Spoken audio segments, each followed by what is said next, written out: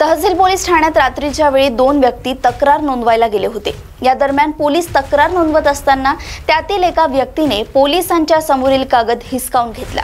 पोलिसांनी त्यास शांत राहण्यास बजावले असता त्याने पोलीस ठाण्यातच शिवीगाळ करण्यास सुरुवात केली आणि तसेच पोलीस स्टेशनमधील सामानाची तोडफोड देखील केली। पोलिसांनी आरोपी फारिद निजामुद्दीन कादरी याच्या विरोधात सरकारी कामात अडथळा आणल्यामुळे गुन्हा नोंदवलाय।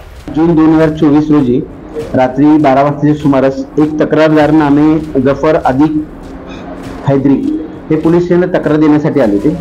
नाईट ऑफिसर हे त्यांची तक्रार घेण्यासाठी त्यांना अर्ज लिहायला दिला होता। त्यावेळी जफर हैदरी सोबत आरोपी फारिद निजामुद्दीन कादरी हा पोलीस स्टेशनला आला होता। नाईट ऑफिसर हे त्याची तक्रार घेत असताना यांनी त्यांच्या समोरचा कागद हिसकावला। त्यावेळेस नाईट अधिकारी व स्टेशनरी ड्युटीसाठी असलेले अधिकारी अंमलदार हे या आरोपी फारिद कादरी याला समजावून सांगत होते की बाबा तू असं काही करू नको, आम्ही तक्रार घेतोय, शांत बस म्हणून। तर त्यांनी अचानकपणे शिवीगाळ वगैरे करण्यास चालू केली। पोलीस स्टेशनमध्ये सर्व्हर रूममध्ये त्याला समजून सांगत असताना तिची खुर्ची उचलून भिंतीवर आपटली। ज्या भिंतीवर एक CCTVचा डिस्प्ले होता व एक कम्प्युटर होता, त्याचा डेस्कटॉप त्यामध्ये फुटलेला आहे व त्या ठिकाणी तो शिवीगाळ करत होता।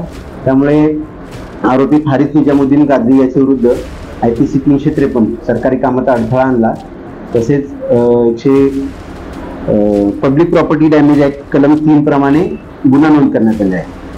आरोपी हा रेकॉर्डवरील गुन्हेगार असून यापूर्वी त्याच्या विरुद्ध खंडणी तसेच इतर वेगवेगळ्या प्रकारचे व शासकीय कामकाजात अडथळा आणल्याचे गुन्हे नमूद आहे।